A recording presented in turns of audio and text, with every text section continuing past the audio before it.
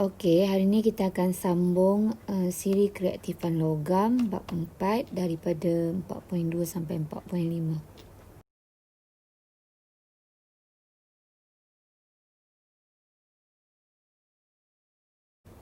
Okey kelas, cuba tengok dalam buku teks. Kamu nampak ada siri kreatifan logam, lepas tu ada gambar magnesium terbakar di udara dengan besi terdedah kepada udara. Boleh tengok perbezaan dia. Magnesium ni bila kena udara dia terbakar, tapi besi ni bila kena udara dia tak terbakar. Sebaliknya dia berubah warna dan menghasilkan karat. Jadi apa beza kedua-dua rajah ni? Okey, kereaktifan logam ataupun kadar tindak balas itu ada yang cergas, ada yang kurang cergas. Kalau tindak balas dia cergas, dia akan menunjukkan tindak balas terbakar, okey, ataupun menyala. Tapi kalau tindak balas dia kurang cergas, dia tidak akan terbakar. Sebaliknya dia hanya akan menunjukkan perubahan warna dan tidak terbakar lah. Jadi itu perbezaan yang pertama.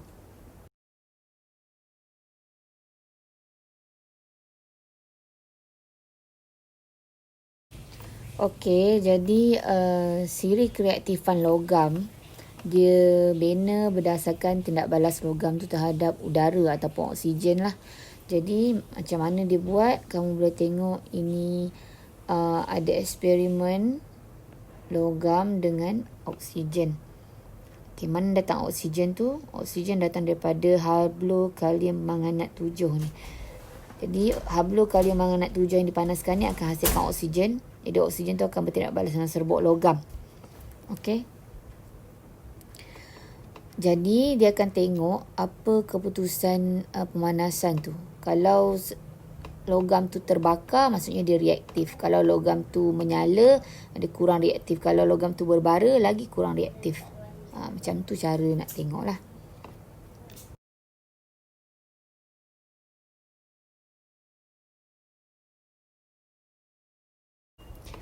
Okey, jadi dia akan dapat keputusan macam ni. Tengok. Logam bernyala dengan amat terang. Semua-semua ni. Jadi kalau menyala dengan amat terang ni paling reaktif. Menyala dengan cepat dan terang ni kurang reaktif. Menyala dengan perlahan ni lagi kurang reaktif. Dan seterusnya lah. Kamu boleh tengok satu ni. Okey, jadi boleh tengok. Setiap logam yang bertindak balas dengan oksigen, dia akan hasilkan logam oksida. Contohnya magnesium tambah oksigen, dia akan dapat magnesium oksida. Macam tu. Aluminium tambah oksigen, aluminium oksida. Dan seterusnya lah.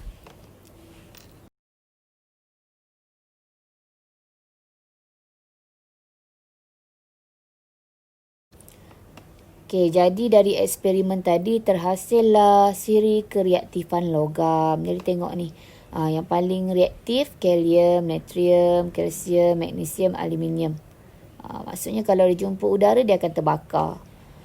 Paling kurang reaktif, zinc, ferrum, stannum, plumbum, cuprum. Maksudnya kereaktifan dia berkurang daripada atas ke bawah. Paling reaktif kalium, paling kurang reaktif aurum. Okey.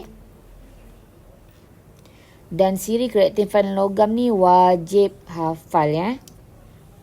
Macam mana cara hafal? Tengok kat sini ada pertolongan sikit. Okey, boleh hafal mengikut ni. Kalau nak kahwin mesti ambil cukup zat highest ferrum supaya perkahwinan kekal hingga akhir hayat.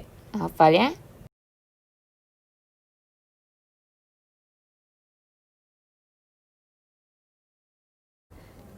Okey, so ini adalah kedudukan karbon dalam siri kreatifan logam.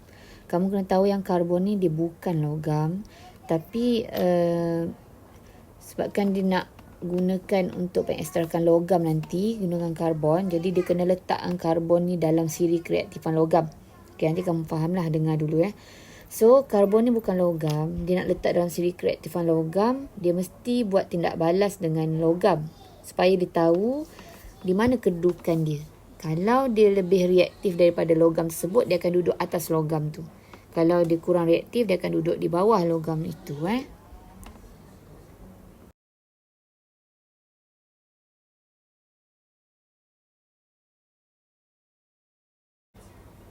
Okey, untuk tahu kedudukan karbon dalam siri kereaktifan logam, dicampurkan karbon dengan oksida logam dalam rajah ni dan dipanaskan. Kamu kena ingat, jika karbon ini lebih reaktif daripada logam tersebut, dia akan menyebabkan logam tu bertindak balas. Maksudnya macam ni.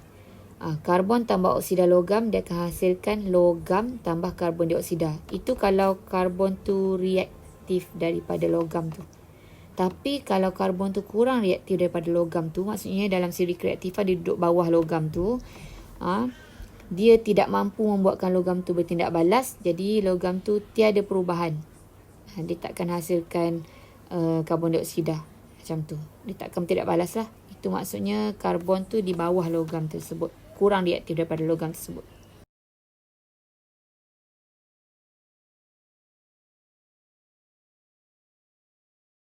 Okey, untuk lebih jelas lagi, cuba tengok soalan ni. Zinc oksida tambah karbon. Mana kita dah tahu yang zinc ni dia kurang reaktif daripada karbon. Jadi, zinc oksida tambah karbon, dia akan hasilkan zinc tambah karbon dioksida. Maksudnya, karbon ni mampu bertindak balas dengan zinc. Jadi, karbon ni lebih reaktif dari zinc. Dia duduk atas zinc. Tapi untuk B, aluminium oksida tambah karbon, tiada perubahan. Sebab karbon ni kurang reaktif daripada aluminium. Dia tak mampu buat aluminium tu bertindak balas. Jadi jawapan dia tiada perubahan. Manakala pelumbum dua oksida ni dia kurang reaktif dari karbon. Jadi dia akan dapat plumbum tambah karbon dioksida. Macam tu. Okey.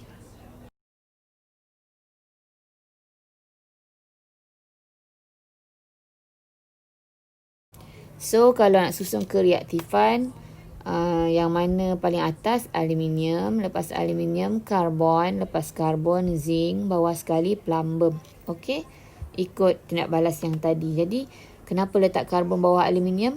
Sebab karbon kurang reaktif dari aluminium, dia tidak mampu buat aluminium tu bertindak balas. Bila dia jumpa dengan aluminium, aluminium tu tiada perubahan. Okey.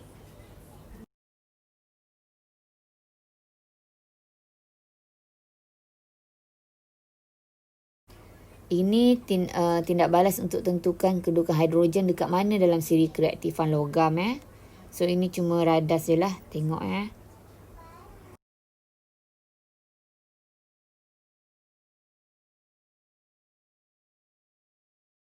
So ini result bila hidrogen jumpa dengan logam. Boleh tengok ni, kalau hidrogen dan aluminium oksida. Aluminium oksida tidak berbara, aluminium oksida berwarna putih. Maksudnya hidrogen ni tak mampu untuk buat aluminium ni bertindak balas. Jadi hidrogen ni duduk bawah aluminium. Okey, faham? Dia tidak berbara, tidak ada apa-apa perubahan lah. Hidrogen tidak menurunkan aluminium oksida. Untuk hidrogen ni kita guna istilah menurunkan. Kalau dia bertindak balas dengan satu logam tu, kita kata hidrogen tu menurunkan logam tu, maksudnya dia bertindak balas dengan logam itu. Kalau dia tak menurunkan, maksudnya dia tidak bertindak balas dengan logam tu. Okey. Hidrogen dan zinc. Nampak? Zinc oksida pun tak berbara. Jadi, dia duduk bawah zinc. Dia tidak mampu membuatkan zinc ni bertindak balas.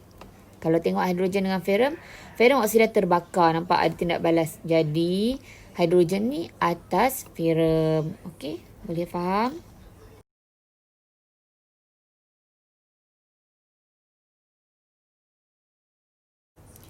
So, sebab itulah kita nampak inilah hasil dia. Nampak karbon duduk di antara aluminium dengan zinc. Manakala hidrogen pula duduk di antara zinc dengan ferrum. Inilah siri kereaktifan logam yang ada karbon dan hidrogen sekali. Okey. Yang ni kena hafal ya.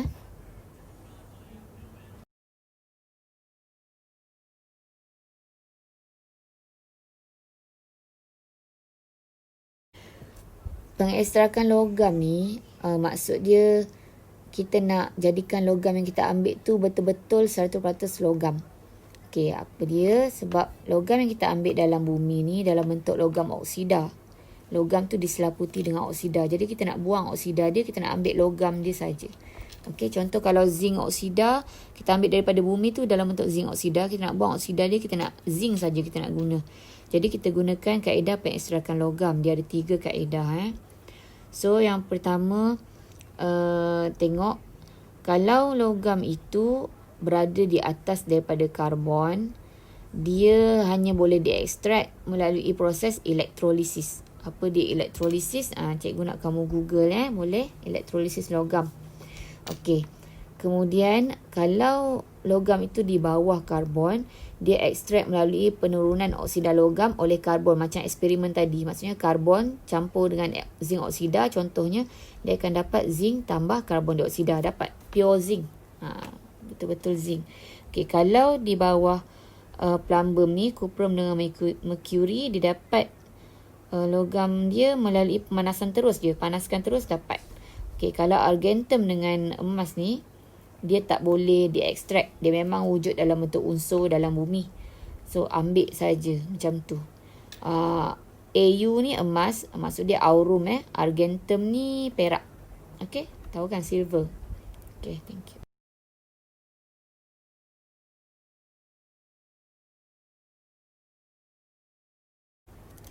Okey, ini contoh proses pengekstrakan besi. Seperti yang kita tahu, besi ni nama lain dia ferrum. So, ferrum ni berada di bawah karbon. Jadi, kita gunakan karbon untuk ekstrak besi tu. Daripada besi oksida jadi besi. Okey, macam mana cara dia? Dia gunakan relau bagas. Dia ibarat macam tangki panas yang sangat besar. Macam oven yang besar lah, oven yang besar. So, apa yang dia buat? Biji besi ataupun oksida besi tu, dia campur dengan arang kok dan batu kapur. Arang kok ni apa? Arang kok tu adalah karbon. Arang nama lain dia karbon. So, batu kapur dimasukkan dalam relau bagas. Okey, lepas tu dia panaskan. Semburan udara yang sangat panas, dia pumpkan dalam relau bagas ni, panaskan. Bila panas, logam tu akan jadi lebur. Okey, jadi leburan logam dikeluarkan. Yang 100% logam. Dan akhir sekali, sisa dia, sanga tu dikeluarkan. Sampah dia lah, sanga ni. Sanga ni, orang buat tar jalan. Dia warna hitam lah. Leburan logam ni dia akan buat jongkong, macam jongkong emas tu. Dan digunakan untuk buat apa-apa lah.